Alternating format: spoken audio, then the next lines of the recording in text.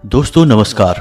मेष राशि वाले मेरे मित्रों, आप सभी का आज के ज्योतिष के इस बेहद ही विशेष और आपकी जिंदगी में एक क्रांतिकारी बदलाव लेकर आने वाले कार्यक्रम में बहुत बहुत स्वागत है। हृदय से अभिनंदन है।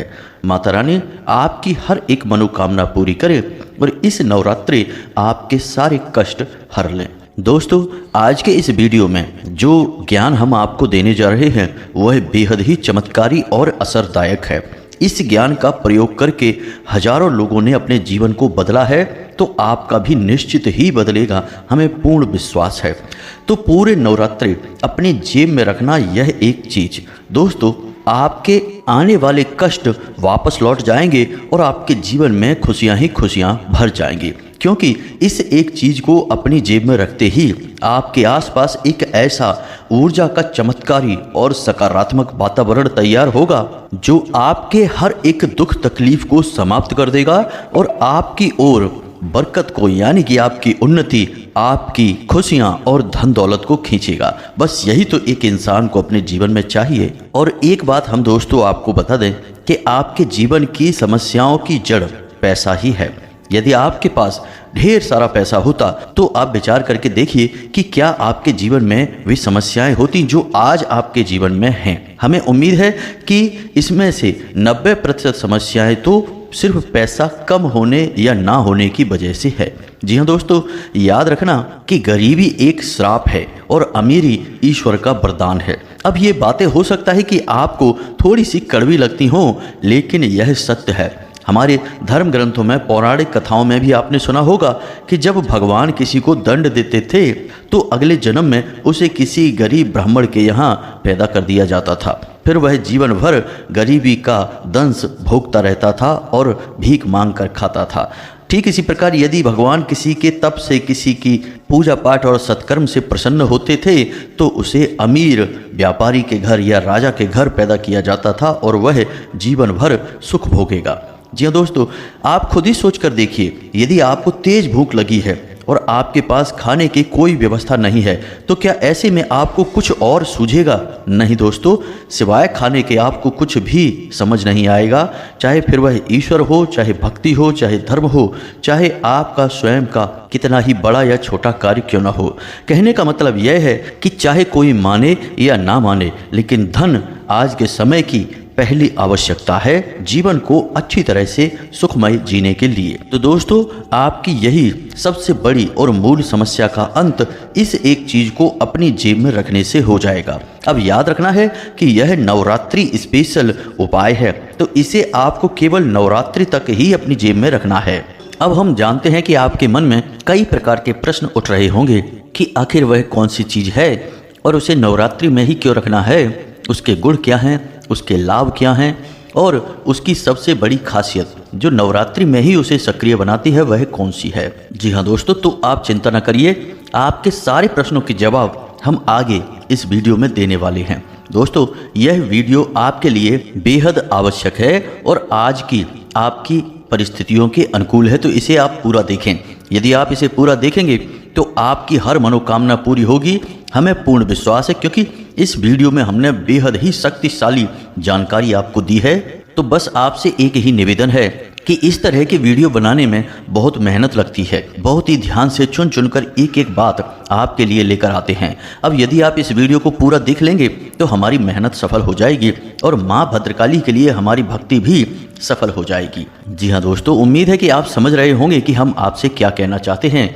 चलिए अब आज के इस महत्वपूर्ण और ज्ञानवर्धक वीडियो की शुरुआत करते हैं, लेकिन इससे पहले आपसे एक निवेदन है कि कमेंट बॉक्स में पूरे भक्ति भाव से माई को याद करते हुए जय माँ भद्रकाली कृपा करो एक बार नहीं 3 बार लिखना। साथ ही साथ दोस्तों, आप अपना नाम, अपना स्थान जहां आप रहते हैं और अपने जीवन की मूल समस्या कमेंट बॉक्स में लिखकर हमें भेजें।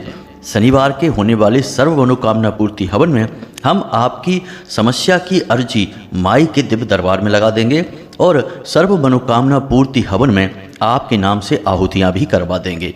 इससे आपके जीवन के कष्ट माई एक एक करके हर लेंगी, समाप्त कर देंगी। इसी के साथ साथ दोस्तों, माई के इस दास का आपसे एक छोटा सा निवेदन और है कि यदि आप हमारे चैनल पर पहली बार आए हैं तो इसे सब्सक्राइब करके बगल में जो घंटी का निशान है उसे भी अवश्य दबा दें, ऐसा करने से आप हमारे दिव्य परिवार के सदस्य बन जाएंगे। फिर हम जो भी पूजा पाठ अनुष्ठान जनहित में करेंगे उसका सबसे बड़ा फायदा आपको ही होगा, क्योंकि दोस्तों परिवार के सदस्यों को तो सबसे पहले लाभ प्राप्त होता ही है।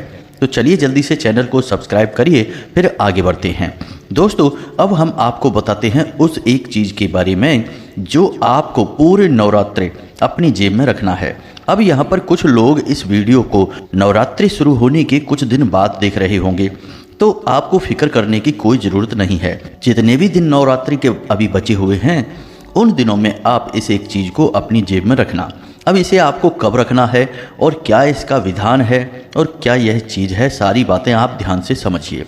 दोस्तों आपको इस एक चीज़ को अपनी जेब में तब रखना है जब आप अपने किसी ज़रूरी कार्य के लिए घर से बाहर जा रहे हो और आप चाहते हैं कि आपको उस कार्य में भरपूर सफलता प्राप्त हो। जैसे कि आप अपनी नौकरी पर जा रहे हैं, काम धंधे व्यापार पर जा रहे हैं, या फिर कोई ऐसा आपका विवाद है जैसे कोर्ट कचहरी आदि का कोई विशेष मामला है जिसे आप सुलझाना चाहते हैं और उसका फैसला यानी उसका निर्णय भी अपने हित में चाहते हैं।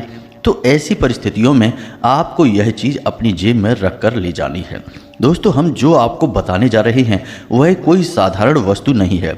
याद रखना कि इसका बहुत बड़ा शास्त्रीय विधान है और इस एक चीज़ के अंदर 9 देवियों की संपूर्ण शक्ति समाहित है। तो इसे बिल्कुल भी हल्के में मत लेना, सारी बातों को पूरी गंभीरता से समझना और इसका एक विशेष विधि और विधान है।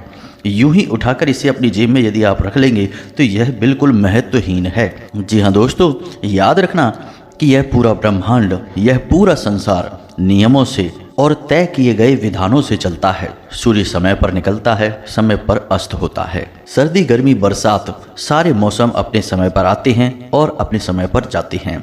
यहाँ तक कि पेड़ पौधों के अंदर फल फूल लगने का भी एक नियम होता है, एक समय होता है। अब मानव अपनी मनमानी करे, नियमों को ना माने, उसके मन में जो आए वो करे, तो वह प्रकृति से या भगवान के बनाए नियमों से तालमेल नहीं बैठा पाएगा और जीवन में हमेशा कष्ट भोगेगा, परेशानियां भोगेगा। तो इससे बेहतर यह है कि आप अपने ज्ञान की आंखों को खोलें और भगवान के द्वारा बनाए हुए नियमों को, विधानों को, या यूँ कहें कि प्रकृति के नियमों का पालन करते हुए अपने जीवन को जिएं, तो निश्चित तौर पर आपको हर एक काम में सहायता मिलेगी।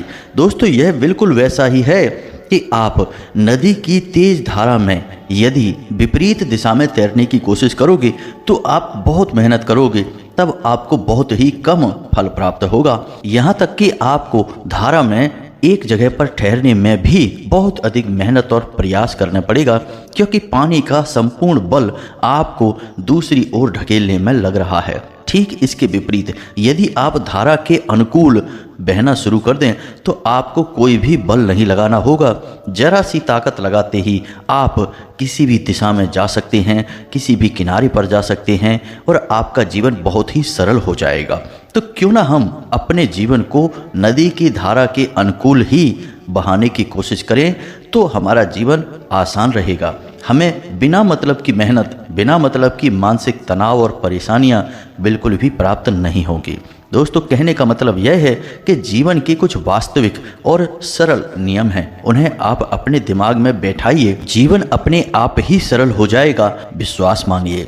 दोस्तों जीवन रूपी इस गाड़ी के आप ड्राइवर बनने की कोशिश ना करें, आप बगल की सीट पर बैठ जाएं और इस गाड़ी का ड्राइवर भगवान को बना दें। भगवान से कहें कि हे प्रभु, आपका जैसा मन करे वैसा आप हमारे जीवन को चलाइए, जहां मन करे वहां ले जाइए, हमें सब कुछ स्वीकार है, आपका आशीर्वाद मानकर हम सब कुछ ग्रहण कर लेंगे। इस भाव के साथ अपने जीवन के हर छोटे बड़े कार्य को करिए, फिर देखिए कि भगवान आपको कहां लेकर जाते हैं। याद रखिए कि जिस ईश्वर का स्वयं का स्वरूप सच्चिदानंद है, वह आपके जीवन में दुख क्यों भरेगा? वह तो सच्चे आनंद का स्वरूप है, तो आपको भी निश्चित तौर पर आनंद देगा। जी हाँ दोस्तों, अब ये सारी बातें हम आपको इसलिए बता रहे हैं कि कई बार दोस्तों ऐसा होता है कि हमारे जीवन के कष्ट, बिना मतलब के तनाव और परेशानी का कारण हम स्वयं ही होते हैं। ज़रूरत से ज़्यादा चीज़ों के बारे में विचार करना, ज़रूरत से ज़्यादा चिंताएं करना और भविष्य को लेकर अनावश्यक रूप से परेशान रहना, दोस्तों ये सारी वो चीज़ें हैं जो आपको दिन रात परेशान करती रहती हैं। दोस्तों भगवान ने तो स्वयं ही कहा है, कर्मण्डे वाधिकारस्ते माँ फलेषु कदाचना। तुम कर्म करो, फल की इच्छा ना करो, वह हम देंगे। हम निर्णय लेंगे कि क्या मिलना है और क्या नहीं मिलना है और कैसे मिलना है। यानी यहाँ पर बात हो रही है भगवान के बनाए नियमों की, प्रकृति की। आपकी राशि के जातकों की एक सबसे बड़ी समस्या यह है कि हर छोटी बड़ी बात को बहुत विचार करते हैं, छोटी छोटी बातों को अपने दिल से लगा लेते हैं और कभी कभी तो ऐसी ऐसी बातों के लिए विचार में खोए रहते हैं जिनका आपके जीवन के आज के समय से कोई खास लेना देना भी नहीं है। तो थोड़ा सा व्यवहारिक होकर सोचें और जिन चीज़ों को आप नियंत्रित नहीं कर सकते हैं उन चीज़ों के बारे में सोचना बिल्कुल ही छोड़ दें, क्योंकि उन्हें भगवान नियंत्रित कर रहे हैं और वे चीज़ें हैं जिनका निर्णय भगवान करेंगे और जिनका फल भी भगवान ही आपको देंगे। उनके बारे में आप अपने दिमाग पर बिना मतलब का वजन लेकर घूम रहे हैं, यह आप गलत कर रहे हैं। आपको केवल उन चीज़ों के बारे में सोचना है जिन्हें आप नियंत्रित कर सकते हैं, जिन पर आपका जोर चलता है। बस उन चीज़ों पर आप कार्य करिए, बाकी सब कुछ अपने आप ठीक होने लगेगा। बिना मतलब की चिंताएं नहीं करनी है, केवल आज और कल के बारे में आपको विचार करना है। यदि आपका आज सुंदर होगा तो आपका कल अपने आप बहुत ही शक्तिशाली और खूबसूरत हो जाएगा। जी हाँ दोस्तों, क्योंकि यही आज तो कल आपका कल बनने वाला है और नए भविष्य का भी निर्माण करने वाला है। जी हाँ दोस्तों, इन सब बातों को हम आपको इसलिए बता रहे हैं क्योंकि हमारे जीवन में आने वाली जितनी भी समस्याएं हैं वे सारी ग्रहों की देन नहीं होती, भूत प्रेतों की वजह से नहीं होती या फिर भगवान की वजह से नहीं होती हैं।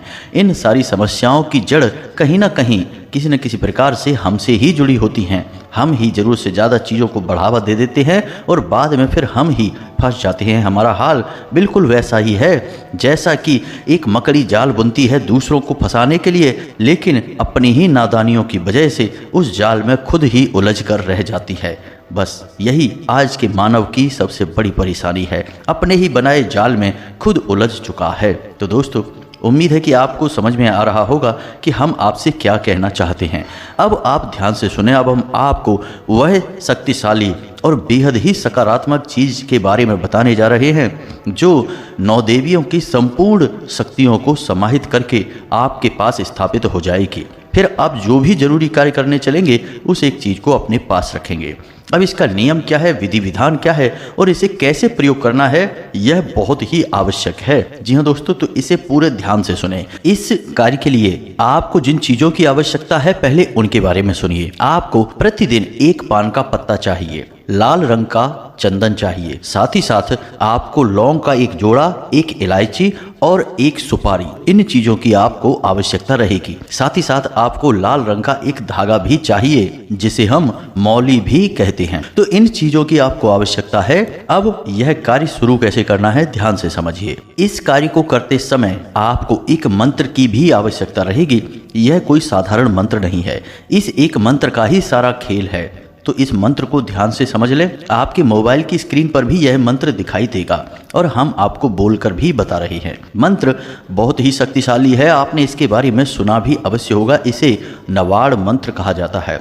9 अक्षरों से बना यह मंत्र हर एक शब्द के साथ माता की एक रूप का प्रतिबिंब या यूं कहें कि उनकी शक्ति लेकर चलता है। तो मंत्र ध्यान से सुने। ओम ऐं ह्लीं क्लीं चामुंडाय विच्चे। जी हाँ दोस्तों, ओम ऐं ह्लीं क्लीं चामुंडाय विच्चे। अब इसमें यह ओम हमने संपुट लगा दिया है, वैसे इस मंत्र के साथ ओम लगाया नहीं जाता है। ओम लगाने से यह दशाक्षरी मंत्र हो जाता है, लेकिन ओम एक संपुट है तो इसे गिना नहीं जाता है। इसे आप ओम के साथ बोले तो यह अत्यधिक फलदायी हो जाएगा। इसी के साथ साथ दोस्तों हम आपको बता दें कि देवी भागवत में स्पष्ट तौर पर इस बात का उल्लेख मिलता है कि इस नवाड़ मंत्र के जाप से, इसके सही प्रयोग से 9 ग्रहों की भी संपूर्ण समस्याएं समाप्त हो जाती हैं। फिर चाहे ग्रह उच्च का हो, नीच का हो या वक्री हो या किसी भी अन्य प्रकार से आपको कष्ट पहुंचा रहा हो, इस मंत्र के उच्चारण से आपके आसपास रक्षा कवच निर्मित होगा जिससे फिर वह आपको पीड़ा देना बंद कर देगा। जी हाँ दोस्तों, यह है इस एक मंत्र की महाशक्ति। तो अब इसे आपको कैसे प्रयोग करना है ध्यान से समझिए। तो आपको नवरात्रि के किसी भी दिन रात्रि के समय यह प्रयोग करना है। अब रात्रि को 9 बजे और 11 बजे के बीच में आप इस प्रयोग को करेंगे। तो ध्यान से समझिए, आपको पूरे विधि विधान के साथ दुर्गे माँ की फोटो के सामने गाय के घी से बना एक दीपक जलाना है, प्रसाद चढ़ाना है, लाल पुष्प चढ़ाने हैं और पूरे भाव के साथ इस मंत्र का रुद्राक्ष की माला के साथ एक माला जाप करना है, यानी 108 उच्चारण करने हैं। मंत्र को शुद्ध तरीके से ही उच्चारण करें, जल्दबाजी बिल्कुल ना करें दोस्तों। इस पान के पत्ते को जो आपने लिया है इस प्रयोग के लिए, इस पान के पत्ते पर भी आपको लाल चंदन से इस मंत्र को स्पष्ट तौर पर लिख देना है। पान के पूरे पत्ते पर जहां जहां जगह है सब जगह इस मंत्र को आप लिख दें। कोशिश करें कि छोटे छोटे अक्षरों से लिखें और 3 बार या 6 बार या 9 बार इन्हीं अंकों में इस मंत्र को लिखें। अब आपने जब इस मंत्र को पान के इस पत्ते पर लिख दिया है तो अब आपको इसके ऊपर लौंग का एक जोड़ा रखना है, एक इलायची रखनी है और एक सुपारी रखनी है। जी हाँ दोस्तों, और इसे माँ दुर्गे की फोटो के सामने रख देना है, यानी उनके चरणों में समर्पित कर देना है। और आप अपना जो जाप करेंगे उस जाप को करते समय आपको अपने मन में यह ख्याल लाना है कि हे माँ, हम बहुत ही कष्टों से पीड़ित हैं और आपकी कृपा चाहते हैं। तो आप अपनी संपूर्ण शक्तियाँ इस चीज़ में, इस सामग्री में समाहित कर दें ताकि यह आपके आसपास एक ऊर्जा का घेरा बना सके, आपके कार्य सिद्ध हो सकें। ऐसी मन में कामना करते हुए मंत्र का आप जाप करें। उसके बाद आप रात भर के लिए इस सामग्री को माई के चरणों में रखा छोड़ दें। अगले दिन आप सुबह नहा धोकर स्नान आदि करने के बाद अपने पूजा घर में जाएं और इस सामग्री को माई के सामने से उठाएं और किसी लाल रंग के कोरे साफ स्वच्छ कपड़े में इसे लपेटकर लाल धागे से लपेट लें। याद रखें कि धागे में गांठ ना लगाएं, गांठ लगाना शुभ नहीं माना जाता है। लपेट लें। संपूर्ण सामग्री पान के पत्ते के अंदर है। पान के पत्ते पर नवाड़ मंत्र अंकित किया गया है और आपने इसे लपेटकर एक छोटी सी पोटली बना ली है। अब इसे आप अपने पास रख लें। जी हाँ दोस्तों, इसे कहीं भी रखें, बस अपने शरीर से चिपका कर रखें। आप इसे अपनी भुजा पर बांध सकते हैं, अपनी शर्ट की जेब में रख सकते हैं, जो भी आप वस्त्र पहनते हैं, कुर्ता पहनते हैं तो कुर्ते की जेब में रख सकते हैं। याद रखें कि इसे पैंट की यानी कमर से निचले अंग पर पहने जाने वस्त्रों की जेब में नहीं रखना है, इससे यह अपवित्र हो सकता है। तो आप इसे ऊपर पहने जाने वाले वस्त्रों की जेब में रखेंगे। यह हर वक्त आपके शरीर से चिपका रहेगा। दिन भर जब आप घर से बाहर रहेंगे, अपने कार्यों में रहेंगे, जरूरी कार्यों में व्यस्त रहेंगे, यह एक चीज़ आपके पास रहेगी। आप जिस दिन से इसे अपने पास रखना शुरू करेंगे आपको बहुत अंतर महसूस होने लगेगा, यानी आपके आसपास ऊर्जा सकारात्मक होने लगेगी। जो लोग आपके विरोध में रहते थे वे अचानक आपके पक्ष में आ जाएंगे, आपका समर्थन करने लगेंगे।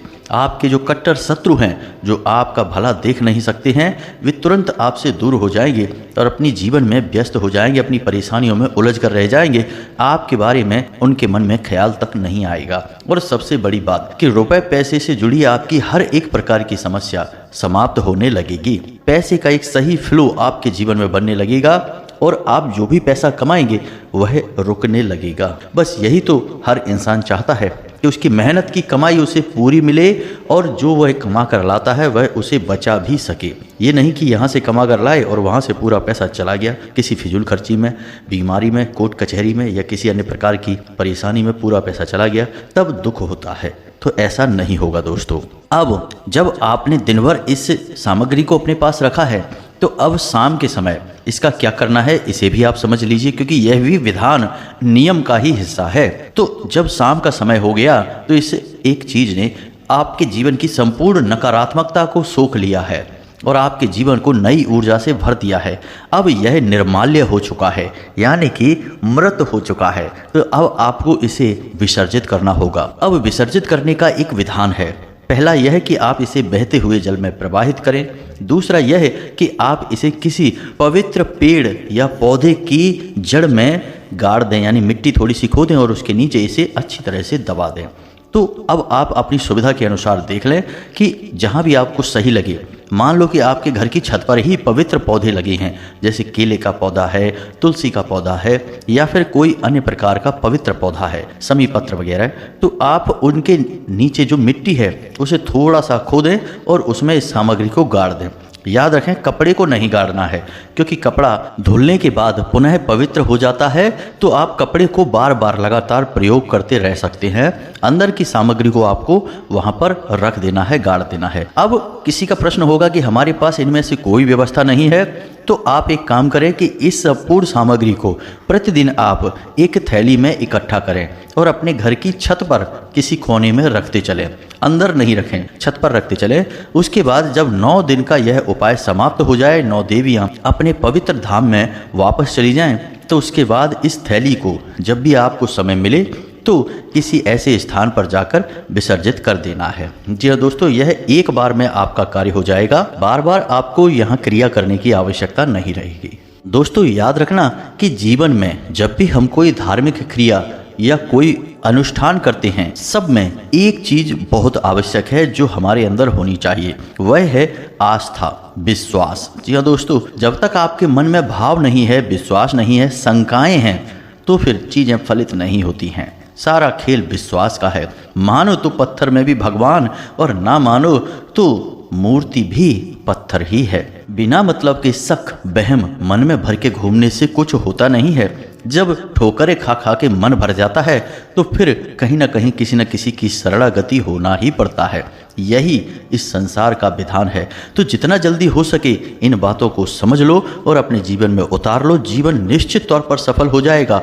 हम हर वीडियो में कहते हैं, फिर कहते हैं कि आपकी राशि के जातकों का उद्धार केवल और केवल भगवान की शरण में जाकर ही होगा। यह आप लिखित में हमसे ले सकते हैं।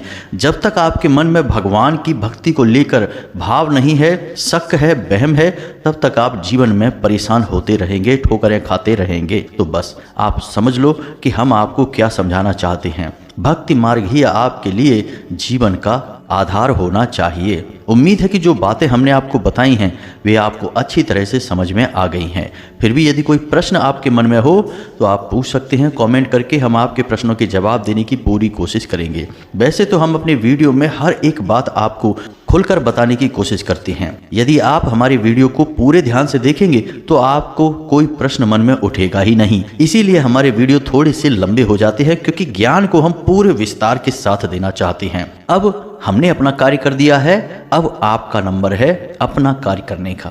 आप अपना कार्य करिए, फिर देखिए हम और आप मिलकर आपके जीवन के हर एक कष्ट को समाप्त कर देंगे। इस बात की हम गारंटी देते हैं, क्योंकि हमने शरण भी तो माई की पकड़ रखी है, और जब माई महामाई हमारे साथ हैं तो फिर हमारा कोई बाल भी बांका नहीं कर पाएगा। जी हाँ दोस्तों, यहाँ पर हम अपनी और आपकी दोनों की बातें कर रहे हैं।